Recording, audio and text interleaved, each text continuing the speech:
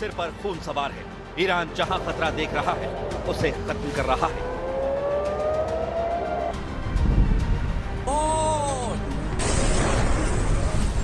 सबसे खौफनाक युद्ध के बीच ईरान के गेम चेंजर सुप्रीम कमांडर ने बड़ा दांव चला है। जूनियर खामेनेई ने अपनी सेना के रगों में नया उन्माद भर दिया है।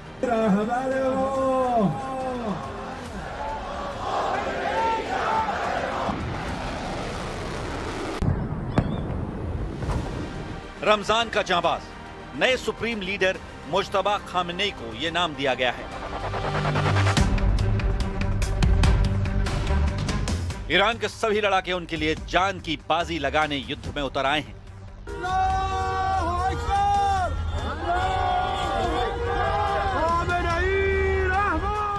मुज्तबा खामेनेई ने घोषणा की है कि वो सिर्फ हथियार की भाषा जानते हैं, उन्हें और कोई लहजा पसंद नहीं। युद्ध भड़काने वालों को सख्त सजा देने तक ये जंग चलती रहेगी। ईरान ने जितना जोर लगा रखा है उससे अमेरिका, इजराइल और खाड़ी के सभी देश थर्रा रहे हैं।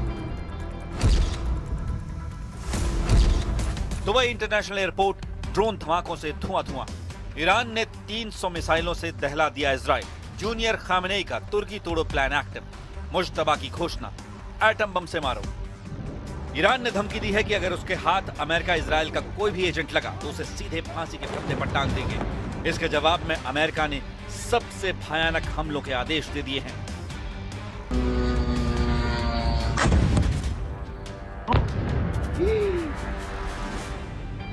The most fighters, the most bombers, the most strikes, intelligence more refined and better than ever. So that's on one hand. On the other hand, the last 24 hours have seen Iran fire the lowest number of missiles they've been capable of firing yet.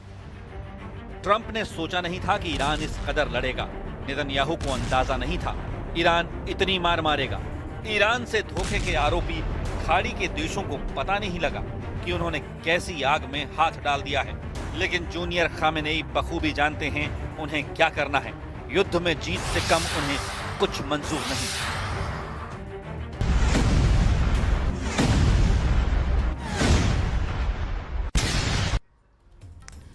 तो क्या है junior Khamenei का order, और क्या वाकई में Iran से अब एटम बॉम्ब का जो एक बैड न्यूज है वो आ गई है? क्योंकि ऐसा कहा जा रहा है कि प्रेसिडेंट ट्रंप ने यह दावा किया है कि अमेरिका ने ईरान में सारे टारगेट तबाह कर डाले हैं। लेकिन ईरान के नए सुप्रीम लीडर मुज्तबा खामेनेई ने सख्त रुख अपना लिया है। जूनियर खामेनेई ने पुराने सभी एटमी समझौते तोड़ दिए हैं और ईरान ने खाड़ी में गद्दारों का चुन चुन कर सफाया शुरू कर दिया है। वह इजराइल के लिए युद्ध को लेकर एक बैड न्यूज वायरल हो रही।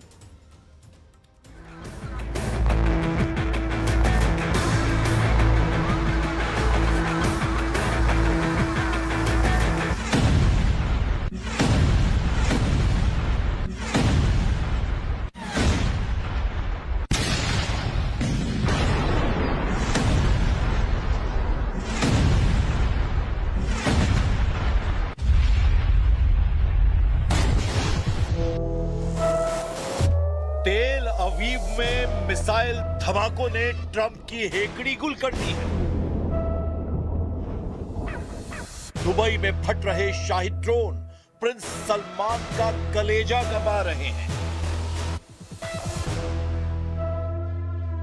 तुर्की में ईरानी मिसाइल धमाकों ने एर्दोआन की अकड़ निकाल दी है।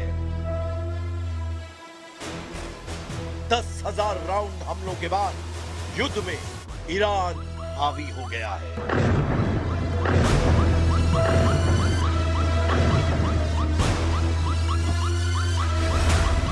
ईरान के तूफानी हमलों का कोई तोड़ नहीं। मिसाइलें, ड्रोन, रॉकेट से ईरान धुनता जा रहा है। क्या दुबई, क्या तेल अवीव, क्या तुर्की, ईरान पूरी तरह तसल्ली से दुश्मनों को कुचलने लगा है। ईरान की वॉर प्लानिंग ने इजराइल को सबसे ज्यादा परेशान कर रखा है। ट्रंप और नेतन्याहू ये समझ ही नहीं पा रहे हैं कि किस हथियार से ईरान पर काबू पाया जाए। ईरान ने बताया है जबकि तेल अवीव के दक्षिण में हेला सैटेलाइट कम्युनिकेशन सेंटर और वीर याकूब, वेस्ट यरूशलेम और हाइफा की मिलिट्री साइट्स पर भयानक हमला किया गया है। इसके साथ इराक के एरबिल में यूएस अड्डा और बहरीन के मनामा में यूएस नेवी के 5वें नेवल फ्लीट के मुख्यालय को ईरान ने दहला दिया है। हमले की धार तेज हो रही है, मिसाइलों का वजन बढ़ता जा रहा है। 1 टन बारूद के साथ फट रही मिसाइलें भारी उलटफेर कर रही हैं। हार के बढ़ते प्रेशर के बीच नेतन्याहू ने हथियारों का प्रोडक्शन बढ़ाने का ऑर्डर दे दिया है। उन्होंने अपने वॉर बजट को बदल डाला है। इजरायली बजट बढ़ता जा रहा है। יש כאן אבל אחד גדול, זה עולה כסף, הרבה כסף. ולכן אנחנו נדרשים לתת תקציב מיוחד במהלך המלחמה עם עשרות מיליארדי שקלים כדי לעזור לתקציב הביטחון למאמץ המלחמתי. אני שמח ששר האוצר נרתם למשימה החשובה הזאת. ईरान ने युद्ध के इतने फ्रंट एक्टिव कर दिए हैं कि अमेरिका इजराइल उलझ गए। अमेरिका एक खाड़ी देश को बचाने जाता है तो ईरान दूसरे देश को दहला दे रहा है। इजराइल लेबनान में जितने हमले कर रहा है, ईरान उसका बदला तेल अवीव पर मिसाइलें फोड़कर ले रहा है। विस्फोटक युद्ध में खाड़ी देशों को ईरान सबसे सख्त सजा दे रहा है। सऊदी अरब में ईरान के ड्रोन और बैलिस्टिक मिसाइलों ने प्रिंस सुल्तान एयरबेस को फिर से दहला दिया है। कतर की डिफेंस मिनिस्ट्री ने जानकारी दी है कि अमेरिका के सैन्य अड्डों पर हमले जारी हैं। संयुक्त अरब अमीरात पर ईरान ने 26 ड्रोन फायर करके तहलका मचा दिया है। अबू धाबी की सबसे बड़ी तेल रिफाइनरी को ईरान ने निशाना बनाया है। ईरान की न्यूज एजेंसी फार्स और मेहर के मुताबिक रेवोल्यूशनरी गार्ड्स ने कुवैत में यूएस अड्डों पर बारूद बरसाए हैं। ईरान ने हॉर्मुज स्ट्रेट में ब्रिटिश कार्गो जहाज बम धमाकों से उड़ा दिया है। ईरान देश के बाहर और अंदर दोनों खतरों पर पैनी नजर बनाए हुए है। नए सुप्रीम लीडर मुश्तबा खामनेई ने जब से कमांड देनी शुरू की है, लड़ाई संगीन हो चुकी है। मुश्तबा खामनेई ने देश में छिपे अमेरिका इजराइल के एजेंट के डेथ वारंट पर दस्तखत कर दिए हैं। ईरान में अब अगर कोई प्रदर्शन भड़का तो उसके बाद क्या होगा, उसे जान लीजिए। ما اینجا دیگه اگر کسی به خواست دشمن بیاد اون رو ما معترض غیره نمیبینیم، اون رو ما دشمن میبینیم و آنی میکنیم که با دشمن میکنیم، برخورد میکنیم که با دشمن میکنیم. همه بچه های ما دست به ماش آم. मुश्तबा खामनेई खूंखार मूड में है। उन्हें सुप्रीम लीडर का बदला लेना है। ताज्जुब की बात यह है कि अब तक अमेरिका और इजराइल को मुश्तबा की कोई डिटेल हाथ नहीं लगी है। मतलब वो कहां है, कैसे वो वॉर कंट्रोल कर रहे हैं। मुश्तबा खामनेई को ईरान का नया सुप्रीम लीडर बनाने का ऐलान हो चुका है, लेकिन युद्ध भड़कने के बाद से मुश्तबा की कोई तस्वीर या फिर वीडियो रिलीज नहीं किया गया है। मुश्तबा खामनेई तेहरान में है या मशहद की किसी सीक्रेट लोकेशन पर, यह भी ट्रंप नेतन्याहू पता नहीं लगा पाए हैं। मुश्तबा खामनेई रेवोल्यूशनरी लड़ाकों के कमांडरों को किस वॉर रूम से ऑर्डर दे रहे हैं, यह भी कोई नहीं जानता है। मुश्तबा खामनेई का एक मैसेज जो ट्रंप नेतन्याहू को भेजा गया है, वो एटमी हथियारों की धमकी वाला है। चाइना न्यूज के मुताबिक नए सुप्रीम लीडर ने सभी परमाणु समझौते तोड़ दिए हैं। मतलब ईरान अब किसी भी इंटरनेशनल एटमी एग्रीमेंट को नहीं मानेगा। मुश्तबा खामनेई ने एटमी हथियारों पर किसी से भी बातचीत के लिए सीधे नो कह दिया है, जिसके मायने हैं कि ईरान एटम बमों के धमाकों के लिए रेडी है। इसी खतरे को देखते हुए ट्रंप युद्ध में महाविनाशकारी जंगी लड़ाके की तैनाती के सिग्नल दिए हैं। यह ट्रंप का B-21 रेडार बॉम्बर है। दुनिया का कोई भी रडार इसे ट्रैक नहीं कर सकता है। अमेरिका से उड़कर बिना कहीं रुके दुनिया के किसी भी कोने में हमला करके वापस अपने बेस पर लौट सकता है। कैलिफोर्निया के मोजावे रेगिस्तान के ऊपर टेस्टिंग B-21 रेडार बॉम्बर में KC-135R से रिफ्यूल की टेस्टिंग की गई है। B-21 दुनिया का पहला छठी पीढ़ी का बम वर्षक है। इसकी स्टेल्थ तकनीक B-2 बॉम्बर से 30 साल आगे आंकी जाती है। जिस तरह युद्ध का रुख है, उससे ये सिग्नल मिल रहे हैं कि ट्रंप को अपने सभी हथियार आजमाने पड़ सकते हैं, क्योंकि ईरान अब मुस्लिम ब्रदरहुड का कार्ड भी चल चुका है। ईरानी आर्म्ड फोर्सेस के प्रवक्ता ब्रिगेडियर जनरल अबू फजल शेखरची ने सभी मुस्लिम देशों से अपील की है कि वो अमेरिका इजराइल के मिलिट्री बेस की लोकेशन बता दें, जिसके बाद ईरान सिर्फ सैन्य अड्डों पर हमला करेगा। खाड़ी के देश इससे सेफ रहेंगे। कितने खाड़ी देश ईरान का ऑफर कबूल करते हैं ये तो अभी साफ नहीं, लेकिन इटली की प्रधानमंत्री जॉर्जिया मेलोनी ने ट्रंप का ब्लड प्रेशर बढ़ाने वाला बयान दिया है। मेलोनी ने ईरान में हुए नरसंहार की निंदा कर दी है। Intendiamo anche far sentire la nostra voce affinché nel perdurare delle azioni militari di Stati Uniti e Israele volte a neutralizzare la capacità bellica iraniana venga preservata l'incolumità dei civili a partire dai bambini. Per questo a nome del governo esprimo ferma condanna per la strage delle bambine avvenuta nella scuola di Minab nel sud dell'Iran, la solidarietà ai familiari delle giovanissime vittime e la richiesta che si accertino rapidamente le responsabilità di questa tragedia. America के साथ युद्ध में हर बार साथ देने वाले यूरोपीय देश इस बार कन्नी काट रहे हैं। ट्रंप कई बार यूरोपीय देशों से नाराजगी जाहिर कर चुके हैं, लेकिन एलानिया तौर पर नाटो मेंबर भी ईरान युद्ध का जोखिम मोल लेना नहीं चाह रहे, क्योंकि जैसे ही नाटो सेना ईरान के खिलाफ आई, यूरोप में पुतिन का प्लान एक्टिव हो सकता है। 4 साल से यूरोप को सबक सिखाने का इंतजार कर रहे पुतिन मौका मिलने पर यूरोप का घमंड चकनाचूर करने का ऐलान पहले ही कर चुके हैं।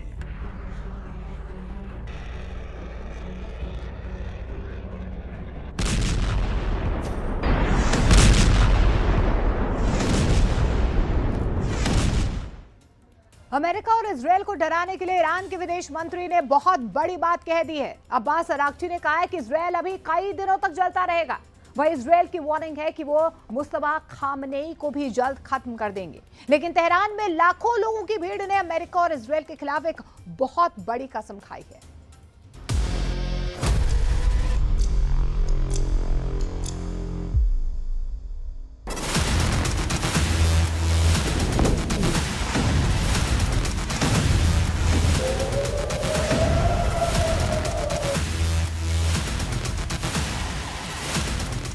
तेहरान का इनकलाब स्क्वायर, यानी वो चौराहा जहां से ईरान की क्रांति को फिर से ताकत दी जा रही है।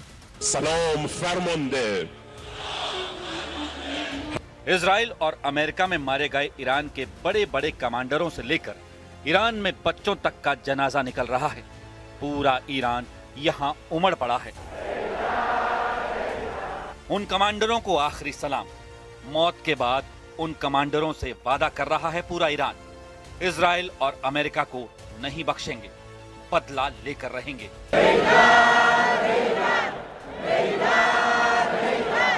28 फरवरी के बाद से जो जनरल और कमांडर मारे गए, सबका बदला लेगा ईरान। इसका इशारा नए सर्वोच्च नेता मुज्तबा खामेनेई की तरफ से कर दिया गया है। पिछले 2 महीनों से ईरान की पब्लिक लगातार सड़कों पर आ रही है। कभी लाखों लोग ईरान के शहरों में आयतुल्ला अली खामेनेई के समर्थन में निकले, तो कभी ये लोग खामेनेई की हत्या के खिलाफ सड़कों पर आए। अब पूरा ईरान अपने नए सुप्रीम लीडर मुज्तबा खामेनेई के समर्थन का ऐलान कर चुका है। ईरान में सड़कों पर रोज इनकलाब लाने की कोशिश हो रही है और इसके टारगेट पर अमेरिका और इजराइल हैं। कोई शक नहीं कि मिसाइल इजराइल में गिर रही हैं। तबाही तेल अवीव और हाइफा में बहुत ज्यादा हो रही है। ईरान के क्लस्टर बम कहां फटेंगे, इसका अंदाजा अब नेतन्याहू के मिसाइल डिफेंस सिस्टम को नहीं रहा। वो बार बार फेल हो रहे हैं। पहले ईरान की मिसाइलों से बचने के लिए इजराइल में बंकर में पनाह मिलने की गारंटी है, यहां जान बच जाती है।